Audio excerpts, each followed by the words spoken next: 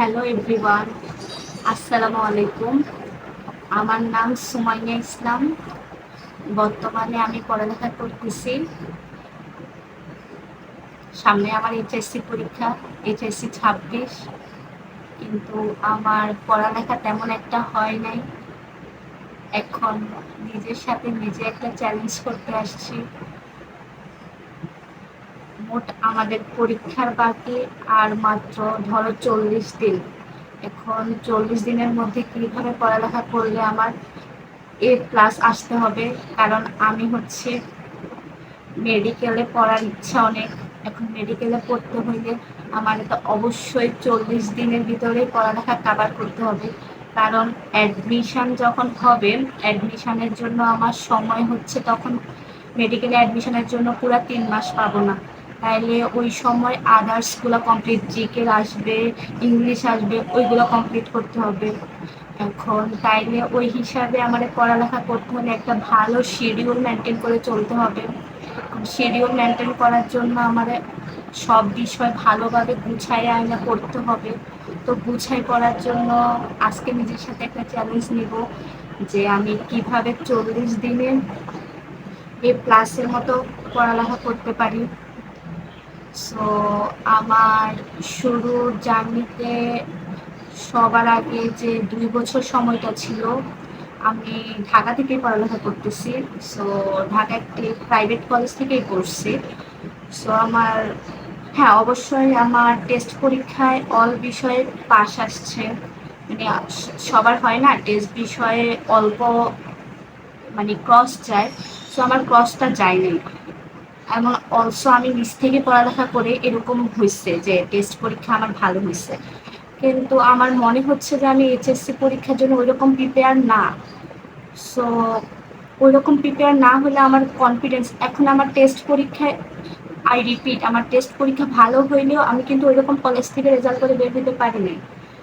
মানে আমি যখন ক্লাস টেনে ছিলাম তখন আমার টেস্ট পরীক্ষায় A+ ছিল। কিন্তু এখন যে জায়গায় আমি এইচএসসি দিব, সো এটাও অবশ্য মাথায় রাখতে হবে যে এইচএসসির সময় আমাদের ওই যে ক্লাস 10-এর যে রেজাল্টটা হয় ওইটা থেকে অনেক ডিফারেন্স আসবে, কারণ স্কুল লাইফ আর college life totally different. So আমার মনে রাখতে হবে যে কলেজ লাইফে রেজাল্টটা অনেক খারাপ, আপ অ্যান্ড ডাউন হইতে পারে। সো আমার কলেজে টেস্টের রেজাল্ট A-। সো A+ থেকে A- চলে গেছে, তার মানে আমি অনেক ডাউন হয়ে গেছি। মানে আমার, অবশ্যই আমি ক্লাস 10-এর রেজাল্ট মিলাইতেছি না, কিন্তু আমার মনে রাখতে হবে যে আমি ক্লাস 10-এ এরকম ছিলাম, এখন আমার হয়ে গেছে এরকম। তার মানে আমার কি করতে হবে, এখন কি কি প্রিপারেশন নিলে আমি আবার A- আমার রেজাল্ট A+ আসবে, কারণ আমার মাস্ট বি A+ পাইতে হবে। A+ না পারলে মেডিকেল আমি অনেক পিছাই যাব। সো আমার মেডিকেল, যেহেতু আমার মেডিকেল একমাত্র ইচ্ছা, মেডিকেল আমার ফার্স্ট প্রায়োরিটি। সো মেডিকেলের জন্য আমার অবশ্যই এইচএসসিতে A+ আনতেই হবে।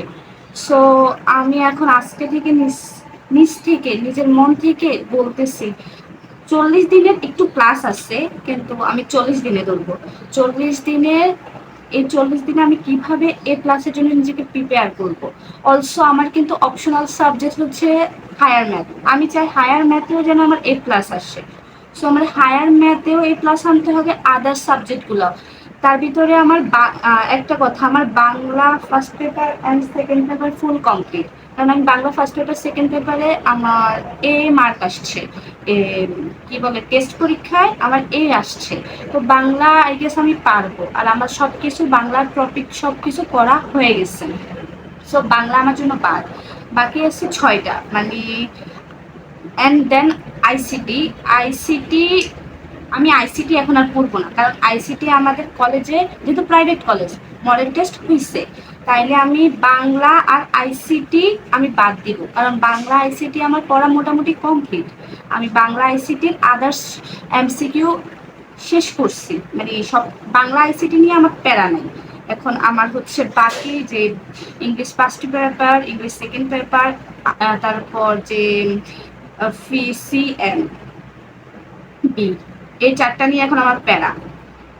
তো আমি এই 40 দিনে আমার এই পিসিএম এর সব চ্যাপ্টার তো পারবো না, তবে যে চ্যাপ্টারগুলো বাদ দিয়ে আমি পড়লে আমি ভালো রেজাল্ট করতে পারবো ওই হিসাবে আমি পড়বো।